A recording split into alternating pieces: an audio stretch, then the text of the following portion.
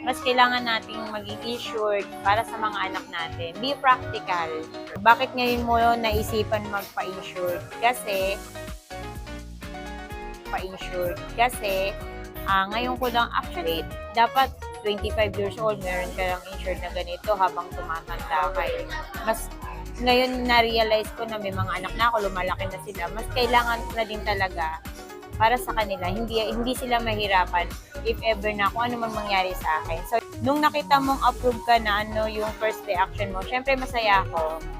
At least may peace of mind ako sa kahit anong mangyari, kahit paano may makukuha yung mga anak ko pagdating sa mga karon ko ng sakit o ano man mangyari sa akin, may peace of mind na ako. Bilang mom at wife, anong message mo sa mga parents na hindi pa protected? Syempre, sa akin, sa ating mga mommy or parents, or daddy pa yan, dapat mas kailangan nating maging insured para sa mga anak natin. Be practical.